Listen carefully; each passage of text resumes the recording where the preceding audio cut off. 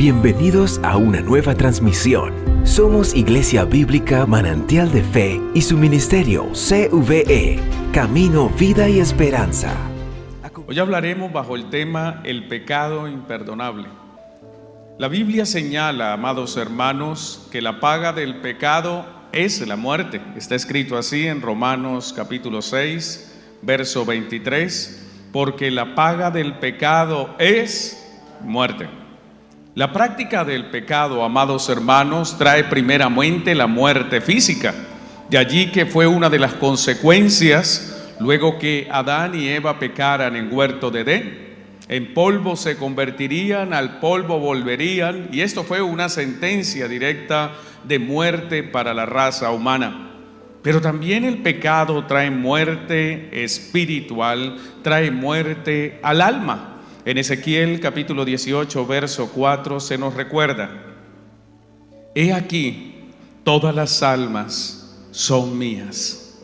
Como el alma del Padre, así el alma del Hijo es mía. Y aquí viene la sentencia: el alma que pecare, esa morirá. Cuando el hombre peca, muere espiritualmente. Esto es apartado de Dios, separado de Dios. Y estar separado de Dios es equivalente a estar muerto en nuestro ser espiritual.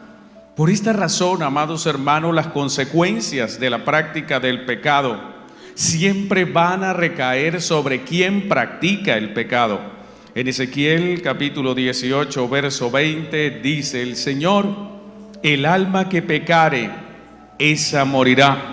El Hijo no llevará el pecado del Padre, ni el Padre llevará el pecado del Hijo. La justicia del justo será sobre él, y la impiedad del impío será sobre él. Así que cada pecado que usted practica recae sobre usted. Cada quien, cuando comete un pecado contra Dios, tendrá una consecuencia sobre sí mismo. Pero seguramente se preguntará usted: ¿qué es el pecado? El término que traducimos nosotros al español en la Biblia como pecado proviene del término griego hamartía, que significa errar al blanco. El pecado puede ser ilustrado entonces, amados hermanos, como un arquero que dispara una flecha y no da en el blanco. Así, una definición del pecado en términos bíblicos es errar al blanco. El blanco al cual debemos apuntar no es sencillamente ese círculo con un rojo en el centro. No, el blanco al cual debemos apuntar y no debemos fallar es la ley de Dios, la palabra de Dios. Por medio de la revelación especial, amados hermanos, Dios ha definido lo que para Él es agradable, es bueno, es justo, y lo que Él acepta de la humanidad ante su santidad, porque Dios es santo. Pero también por medio de la palabra, Dios ha revelado lo que Él aborrece, lo que Él considera malo, lo que es desagradable ante su presencia. Así que cuando usted se aparta de la ley de Dios, usted erra a la ley, a la santidad de Dios, y usted comete pecado. ¿Hasta allí está claro qué es el pecado? Ahora abordemos la segunda interrogante: ¿contra quién pecamos? Es obvio que cuando violamos la ley, pecamos contra quien estableció la ley, esto es, contra Dios. Cuando usted peca, amados hermanos, el primer ofendido y el más grande ofendido es el Señor. ¿Sabe? David hizo una preciosa oración de arrepentimiento. Cuando él le falló al Señor, él dijo en el Salmo 51, verso 4: contra ti solo he pecado y he hecho lo malo delante de tus ojos, para que seas reconocido justo en tu palabra y tenido por puro en tu juicio. Contra ti solo he pecado. Así que cuando usted peca, cuando usted hace algo fuera de la voluntad de Dios establecida en su palabra, usted, amado hermano, está pecando, está ofendiendo directamente a Dios, porque se ha apartado de su ley, porque ha errado al blanco. ¿Cómo se peca? Hay un proverbio que dice, y acompáñenme al proverbio 17:20, por favor. Dice el proverbio: el perverso de corazón nunca hallará el bien. El pecar nace en su corazón. Es allí en el corazón del hombre donde el pecado se anida. Es allí en el corazón del hombre donde el hombre niega la existencia de Dios, pasa por alto su ley y voluntariamente hace obras que Dios aborrece. El Salmo 14, verso 1 nos dice exactamente eso. Dice el necio en su corazón: no hay Dios. Se ha corrompido, hacen obras abominables, no hay quien haga el bien. Y aquí hay unos elementos importantes. Lo primero que hace aquel que peca es desconocer la existencia de Dios. Es como si dijera: a mí no me importa que tú seas Dios, a mí no me interesa que tú seas santo, yo no estoy interesado en tu palabra, poco me importa lo que tú has establecido, tú no eres soberano, tú no eres mi autoridad, tú no eres mi Dios. Así que el pecador es como el necio que dice en su corazón: no hay Dios. Y después que el hombre niega la existencia de Dios, pasa lo siguiente, Salmos 14:1, y sigue allí, por favor: se han corrompido.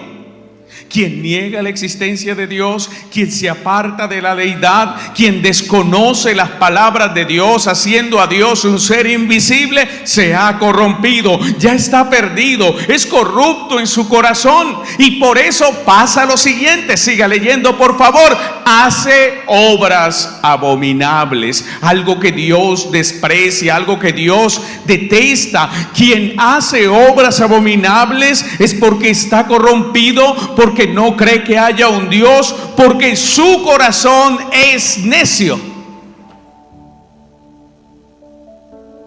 Así que el pecado, iglesia, empieza en nuestro corazón, en nuestra mente.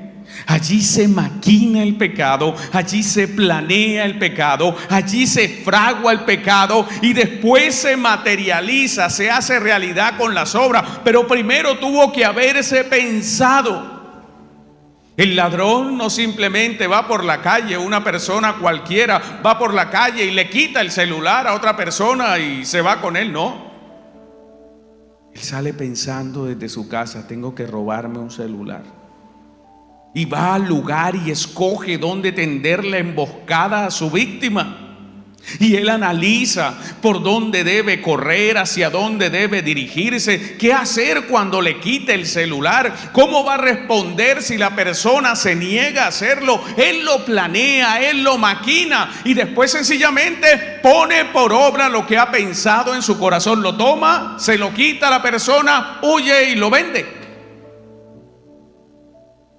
En la carta de Santiago encontramos el proceso de gestación y consumación del pecado que lleva a la muerte.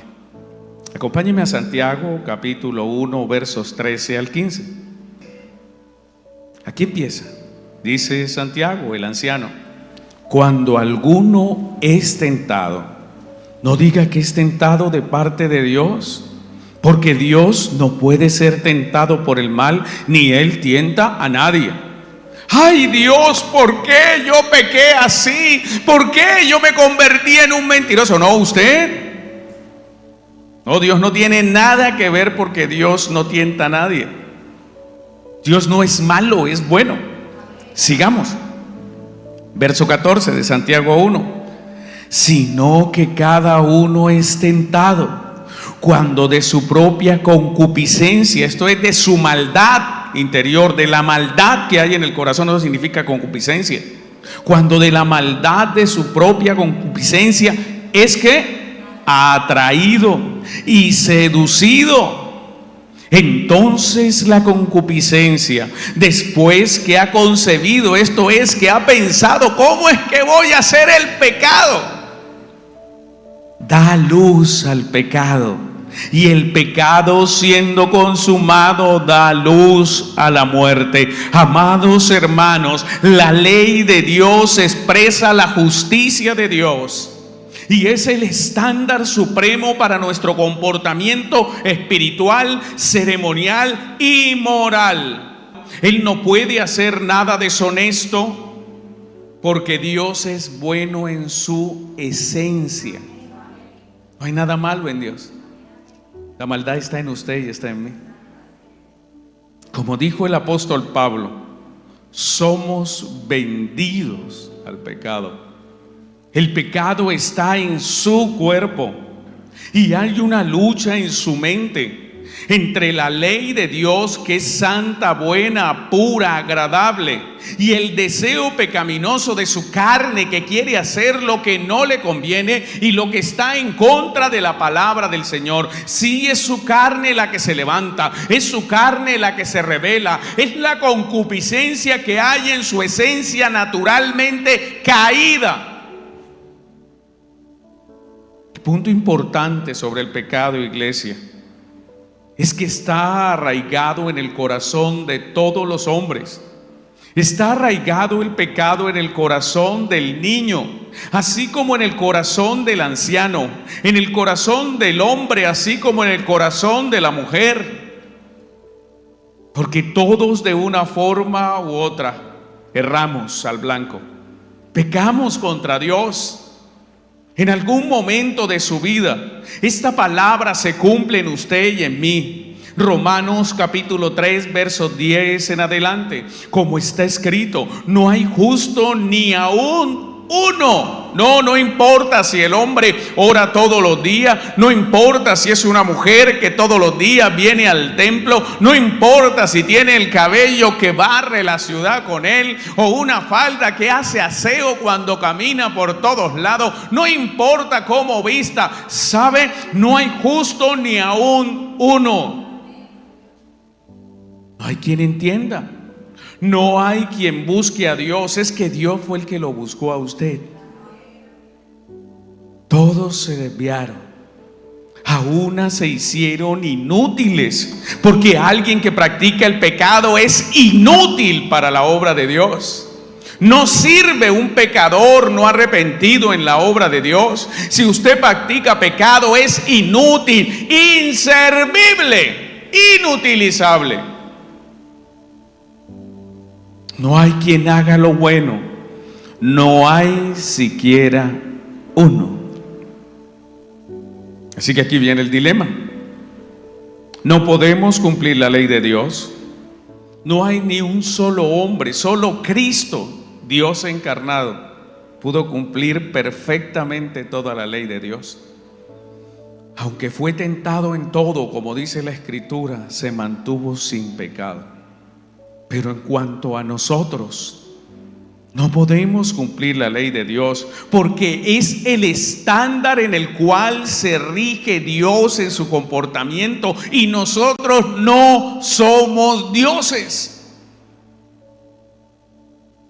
Estamos en una condición caída de la gracia. Cada hombre nace en su corazón con una inclinación hacia el mal. Y esto no cambiará a menos que sea llevado por Dios al arrepentimiento y nazca de nuevo como un nuevo ser, como una nueva criatura, no según el hombre, sino conforme a Dios. Así que si usted hoy no practica los pecados que antes hacía, no es por usted, sino por la obra que Dios inició en usted. Porque el que inició la obra la perfeccionará hasta la venida del Señor Jesucristo. El punto, amados hermanos, es que nadie es perfecto. Y todos somos pecadores ante Dios. Somos igual de pecadores que el resto del mundo. La única diferencia es que nosotros nos arrepentimos y Dios nos perdonó. Pero de que pecamos, pecamos. Y pecamos libremente. porque somos agentes morales, dotados de capacidad para discernir y para tomar decisiones. Y nos inclinamos hacia el mal y le fallamos al Señor. Según los estudiosos, algunas veces pecamos por omisión. Esto es, fracasamos en hacer lo que Dios ha ordenado. Por ejemplo, Dios ha ordenado que debemos amar a nuestros enemigos. Una pregunta sencilla: ¿usted ama a su enemigo? ¿Tiene una persona que le hace daño, que le ha hecho daño toda la vida a usted, a su familia, a un hijo, a una hija? ¿Cierto que sí? Todos tenemos a alguien así. Usted ama a esa persona. Pero la gran mayoría de las veces nosotros pecamos por comisión. Por comisión. Uno es omisión cuando yo dejo de hacer algo, y otro es comisión cuando yo lo hago sabiendo que no lo debo hacer. Cuando yo paso los límites establecidos por Dios en su palabra. Cuando Dios ha prohibido algo en forma explícita con la palabra no, y yo aún así decido hacerlo. Éxodo capítulo 20, verso 3 en adelante. No tendrás dioses ajenos delante de mí. No te harás imagen ni ninguna semejanza de lo que esté arriba en el cielo, ni abajo en la tierra, ni en las aguas debajo de la tierra. No te inclinarás a ellas ni las honrarás. Aquí está claro el no. Dios ha dicho: no tomarás el nombre de Jehová tu Dios en vano. No matarás. No cometerás adulterio. No hurtarás. No hablarás contra tu prójimo falso testimonio. No codiciarás la casa de tu prójimo. No codiciarás la mujer de tu prójimo. Por si acaso, hermana, el marido tampoco. Ni su siervo, ni su criada, ni su buey, ni su asno, ni cosa alguna de tu prójimo. Levítico 18:22. No te echarás con varón como con mujer. Es abominación. Sí, el homosexualismo, sí, el lesbianismo es un pecado de abominación, y está escrito tácitamente: no. Eso es un pecado por comisión.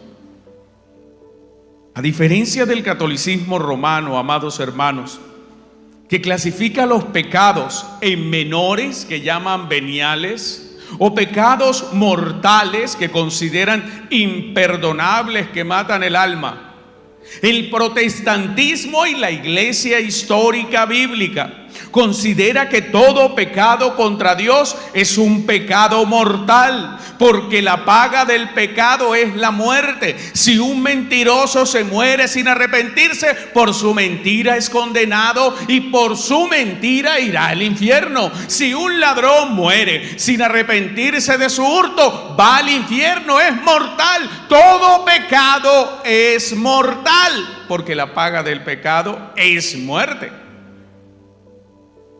Ante Dios, cuando usted peca contra Él, se rebela, lo traiciona y lo deshonra.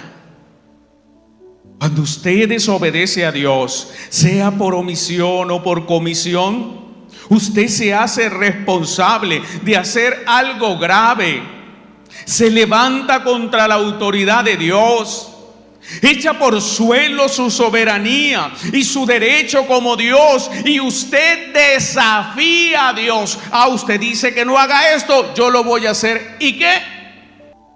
Ahora bien, es cierto que algunos pecados llegan a ser atroces y que hay grados de maldad para cometer ciertos pecados ante nuestros ojos.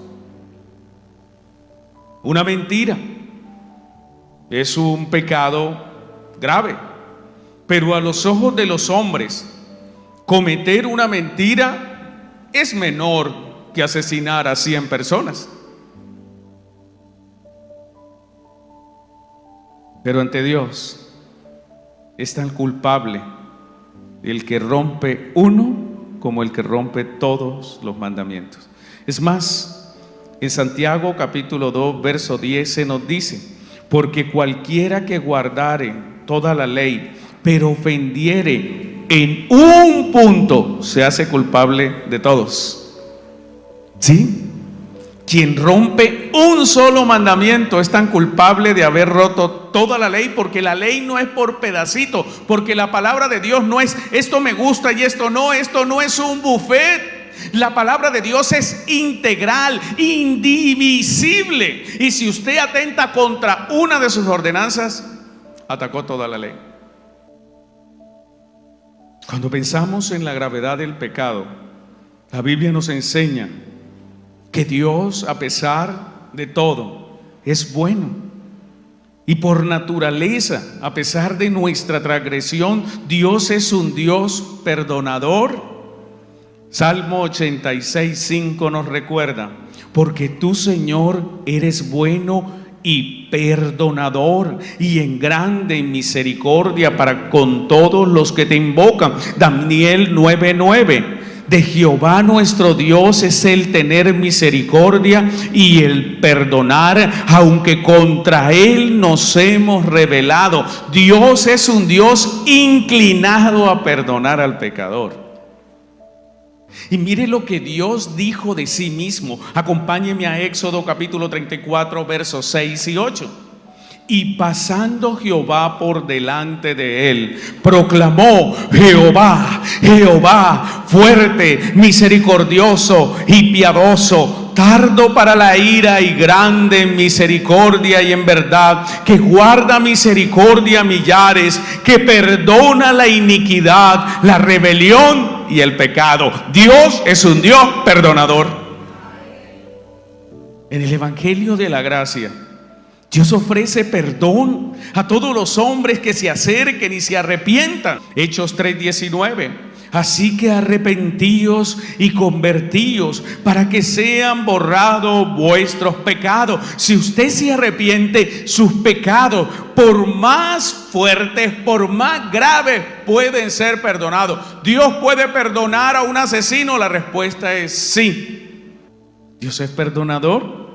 Crímenes atroces como el adulterio es grave, pero si usted al adulterio le suma asesinato, es aún más grave y más horrendo contra Dios. Sin embargo, Dios estuvo dispuesto a perdonar a David, un asesino y adúltero. ¿Cómo así, pastor? Sí, claro. Vamos a segundo libro de Samuel, capítulo 12, versos 7 en adelante. Porque no solo son palabras, no solamente dijo Jehová, Jehová, Dios fuerte. No, él dijo que él perdonaba la rebelión, que perdonaba el pecado, y él lo hace. Entonces dijo Natán a David: tú eres aquel hombre. Así ha dicho Jehová, Dios de Israel: yo te ungí por rey sobre Israel y te libré de la mano de Saúl y te di la casa de tu señor y las mujeres de tu señor en tu seno. Además te di la casa de Israel y de Judá, y si esto fuera poco, te habría añadido mucho más. ¿Por qué pues tuviste en poco la palabra de Jehová, haciendo lo malo delante de sus ojos? Aquí está el profeta Natán destapando el pecado oculto que tenía David. Y empieza: a Urías Eteo heriste a espada. Este era el esposo de Betsabé, la mujer con quien David había sido adúltero. Mandó a matar el marido para quedarse con la mujer, para encubrir que estaba embarazada de él. Y tomaste por mujer a su mujer, y a él lo mataste con la espada de los hijos de Amón, por lo cual ahora no se apartará jamás de tu casa la espada, por cuanto menospreciaste y tomaste la mujer de Urías Eteo para que fuese tu mujer. Esto es grave. Era una mujer casada. La tomó para él, quedó embarazada de él siendo casada, y cuando se dio cuenta que ella estaba embarazada, cuando Dios le dijo: tenemos un problemita, tenemos un bebé en camino, ¿qué hizo él? Mandó matar al marido. Sí, estamos hablando de David, del dulce cantor de Israel. Verso 11, pero viene la misericordia de Dios. Así ha dicho Jehová: he aquí yo haré levantar el mal sobre ti de tu misma casa, y tomaré tus mujeres delante de tus ojos, y las daré a tu prójimo, el cual yacerá con tus mujeres a la vista del sol, porque tú lo hiciste en secreto, mas yo haré esto delante de todo Israel y a pleno sol. Entonces dijo David a Natán: pequé contra Jehová. Y Natán dijo a David: también Jehová te ha remitido tu pecado, no morirás. Eso sí, él pecó y tuvo consecuencias. Mató a uno, perdió 4 hijos. Siempre hubo guerra entre los descendientes de la casa de David. El mismo David estuvo muy enfermo por 1 año mientras ocultó su pecado. El hijo mayor de David se acostó con las esposas del papá. A plena luz del día se le salía de donde estaba el harén. Fue avergonzado. Tuvo que sufrir, llorar, tener aflicción, porque las consecuencias del pecado nos acompañan. Y aquí quiero hacer una claridad: Dios nos perdona, pero las consecuencias de nuestros pecados practicados nos acompañan. Muchos dicen: ay, es que yo soy cristiano, ¿y por qué? Pero ¿qué hizo usted antes de ser cristiano? ¿Qué hizo con sus hijos antes de ser cristiano? Hoy está cosechando lo que sembró. Sí, sus pecados son perdonados, todos son perdonados, pero lo que usted vive hoy es lo que sembró en el pasado. Hoy está cosechando. También es cierto que hay un límite colocado por Cristo en el umbral del pecado. No todos los pecados serán perdonados. Hay un pecado que es conocido como el pecado imperdonable. Quien comete este pecado no puede ser perdonado, ni en este siglo, ni en la eternidad, ni en el siglo venidero. Mateo capítulo 12, versos 31 y 32 nos recuerdan, son palabras de Jesús. Por tanto os digo, todo pecado y blasfemia será perdonado a los hombres, mas la blasfemia contra el Espíritu no le será perdonada. A cualquiera que dijere alguna palabra contra el Hijo del Hombre, le será perdonado. Pero al que hablare contra el Espíritu Santo, no le será perdonado ni en este siglo ni en el venidero. Tremendo problema.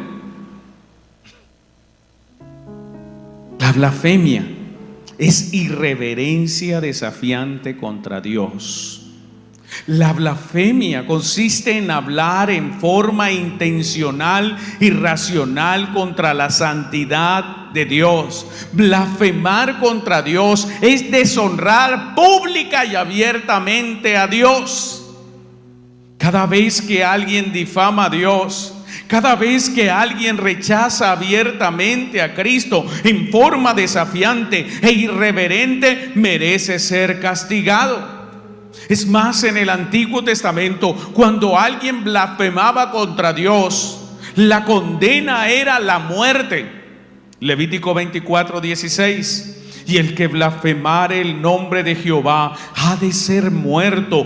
Toda la congregación lo apedreará, así el extranjero como el natural. Si blasfemare el nombre, que muera. Esta era la condena en el Antiguo Testamento. Si alguien blasfemaba, esto es, hablaba en forma desobligante, en forma irreverente, si alguien ofendía a Dios, moría apedreado.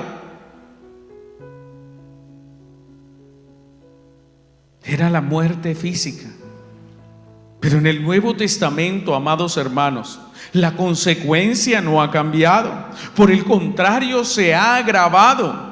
Cualquiera que blasfeme contra el Espíritu Santo de Dios no solamente morirá físicamente, sino que se perderá eternamente, porque su pecado no podrá ser perdonado ni en este siglo ni en el venidero. Este es el pecado imperdonable. Y a veces ronda en la mente del cristiano: ¿será que yo he cometido el pecado imperdonable? ¿Será que yo he blasfemado? No, si usted está con esa duda es porque no lo ha hecho. De entrada ya se lo aclaro. Los verdaderos cristianos nunca cometerán este pecado. Cada vez que alguien se resiste a la obra del Espíritu Santo, después de conocer la verdad, después de ser iluminado por el Espíritu Santo y no obedece a su voluntad, blasfema contra él. Cuando una persona es expuesta a la verdad de Dios, esto es a la Biblia, con los argumentos bíblicos, porque esta palabra fue inspirada por el Espíritu Santo, y se resiste a creer en el Señor Jesucristo, está blasfemando contra el Espíritu y con sus labios se está condenando. Porque la blasfemia es un pecado que requiere de palabras dichas o escritas. Y usted se preguntará entonces cómo alguien llega a este nivel, a este umbral de pecado, cómo alguien llega a blasfemar contra el Espíritu Santo. Vamos a aclararlo. Podemos ver a un pecador en blasfemia contra el Espíritu cuando habla palabras sucias que difamen su santo nombre. Hay personas que usted le habla del Espíritu Santo y hablan cualquier cantidad de cosas horribles. Yo no creo, yo tal cosa, y empiezan una cantidad de palabras, y usted le habla de la verdad, de la palabra, y lo primero que hacen es ofender la palabra, es denigrar la santidad de Dios. Yo no creo, ese Dios no existe, a usted ya lo están engañando. Esa persona allí ya está blasfemando. Cuando alguien pone en duda la veracidad y la inerrancia de la Escritura, cuando alguien pone en duda la bondad de Dios, la sabiduría de Dios, la justicia de Dios, el amor de Dios, la fidelidad de Dios, las promesas de Dios, cuando alguien pone por duda esta palabra, está blasfemando contra aquel que la inspiró.